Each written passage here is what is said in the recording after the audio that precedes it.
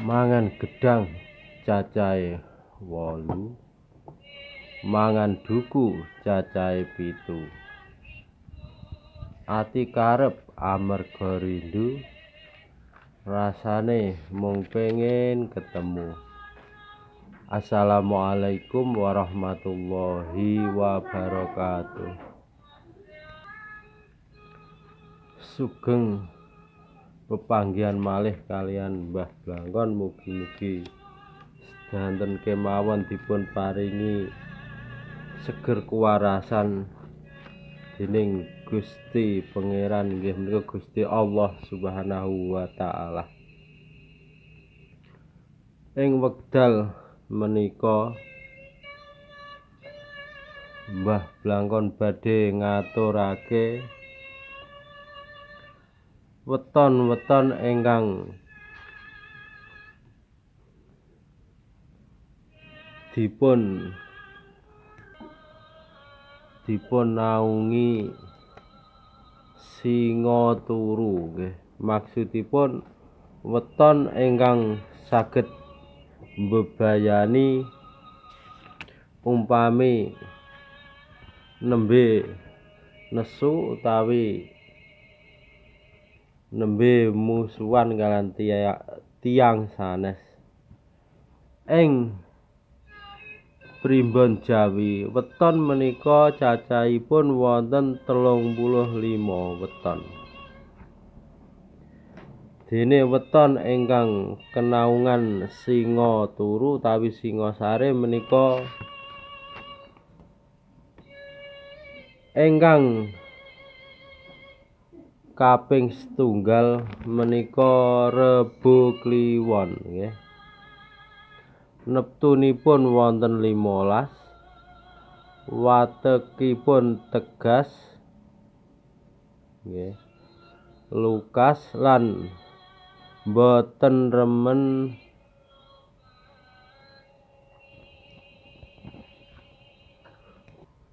kokean omong nggih. Tegesipun watekipun menika pendiam nggih. Lan boten remen diatur-atur. Tiyangipun nggih menika watekipun Rebo Kliwon menika nek nesu menika saged mbebayani nggih. Tumrape ngaru-aru singa turu upami cara Jawanipun.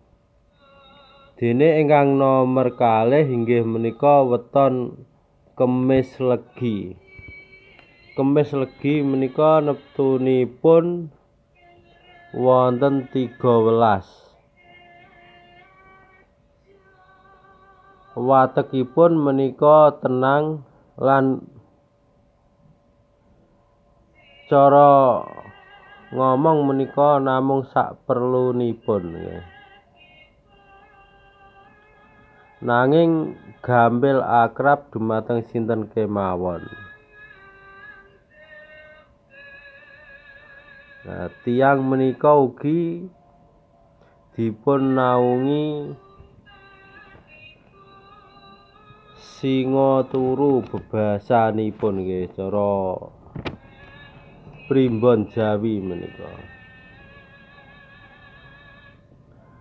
Ingkang nomer 3 inggih menika Kemis Pahing.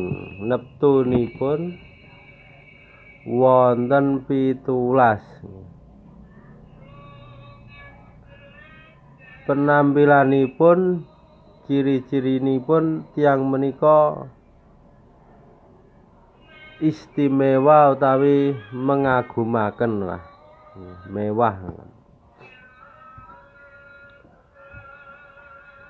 Kanggenipun tiyang sanes utawi mriyayani. Lan tiyang menika weton Kemis Pahing boten remen dipun khianati. Lan tiyang umpami kok dipun khianati tiyang menika dipun damel utawi digawe utawi dipun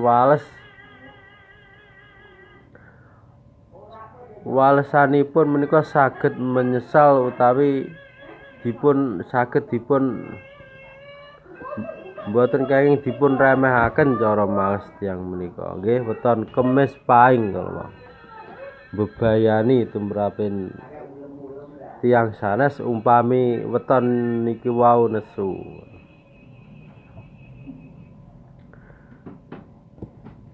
Dene ingkang nomor sekawan inggih menika weton Jemuah Pon nggih. Neptunipun wonten 13. Ciri-ciri tiyangipun menika watekipun cerdas nggih lan cerdik lan boten gampil dipun rayu.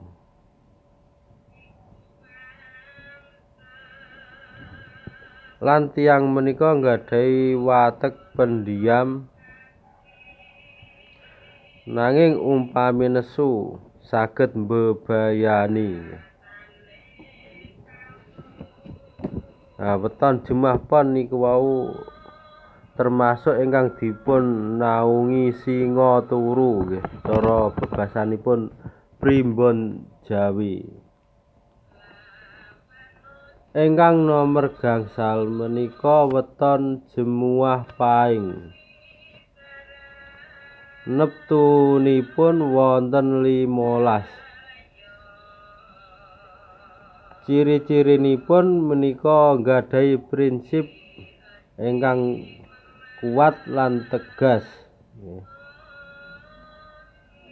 Watekipun keras,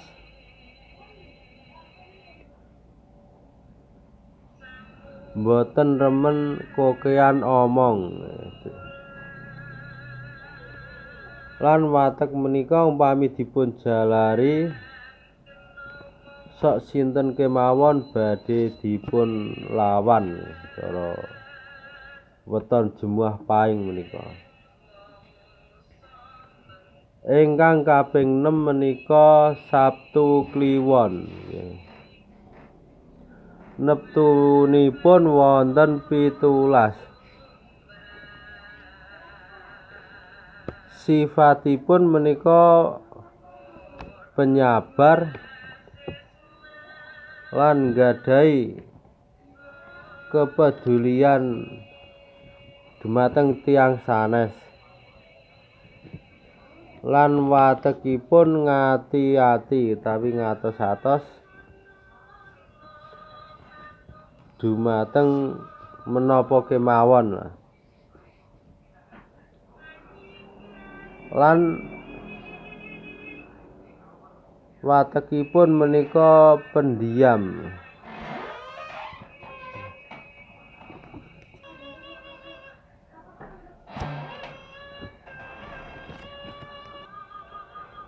Lan weton Sabtu Kliwon menika wau ciri-ciri tiyangipun boten purun diajak kompromi. Sok sinten kemawon ingkang jalari nggih ugi badhe dipun lawan lan dipun damel menyesal seumur hidup. Weton Sabtu Kliwon niku ingkang termasuk dipun naungi singa turu nggih.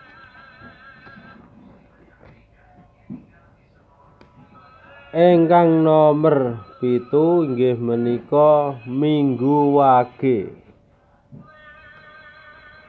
Neptunipun wonten 9. Watekipun pendiam.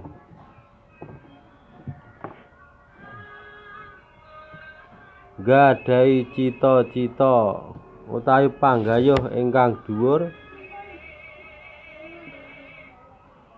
lan tiyang niki wau termasuk watekipun pendiam lan dipun naungi singa turu.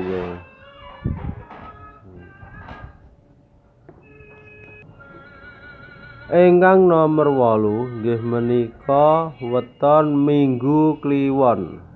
Neptunipun wonten 13. Tiyangipun ciri-cirinipun tawi watekipun menika remen tetulung utawi dermawan. Nggih. Lan watekipun menika pendiam. Nanging bilih mpun tersinggung tiyang menika gampil menyendiri lan yen bales menika mbebayani nggih. Ingkang nomor 8 nggih menika Kemis Kliwon kala wau. Ingkang nomor 9 nggih menika Senen Legi. Menika neptunipun wonten 9. Watakipun menika boten kathah kemauanipun. Pergaulanipun luas lan watekipun pendiam lan remen menyendiri. Weton Senen Legi menika nggih dipun naungi Khodam Singaturu. Ingkang nomor 11 inggih menika weton Senen Pahing. Neptunipun wonten 13. Ciri-ciri watekipun nggih menika pendiam.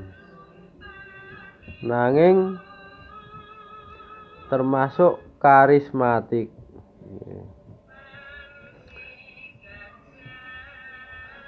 Watekipun tabah ngadepi penderitaan lan tiyangipun kuat upami nggadahi cita-cita kudu kelakon utawi tercapai. Watekipun neptu Senen Pahing kala wau. Nanging yen mpun nesu Senen Pahing kala wau gunakno segara cara utawi menghalalkan segara cara nggih dipun ngati-ati utawi musuhan kalih tiyang menika. Nomor 11 ingkang dipun naungi Singaturu nggih menika Slasa Wage. Neptunipun wonten 7. Sifatipun fanatik. Menapa kemawon saged dipun korbana kangge tujuanipun. Perasaanipun ciri-cirinipun biasane niku sensitif lan mentale menika mental nekat. Sok sinten kemawon ingkang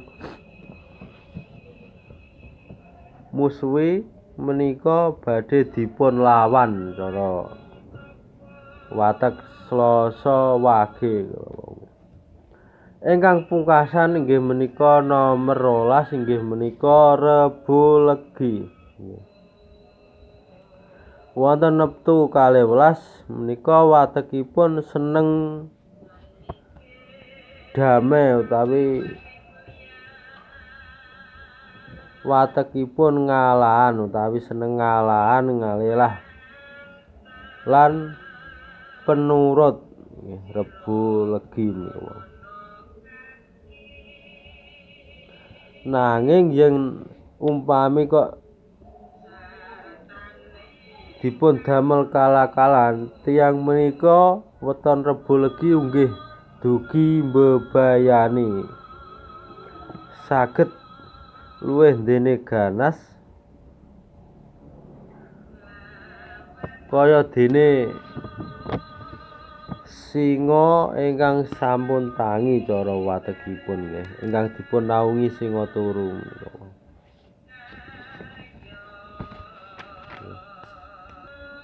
Menika wau 12 weton ingkang tumrap sanes saged mbebayani umpami musuhan kalih tiyang menika ingkang dipun naungi singa turu. Akhiripun Mbah Kaji adus ning kali, Mbah Mi'ah pergi ke sawah. Kucukupkan sampai di sini. Dan lain waktu semoga kita dapat berjumpa. Wassalamualaikum warahmatullahi wabarakatuh. Cekap semonten saking Mbah Blangkon. Dadah.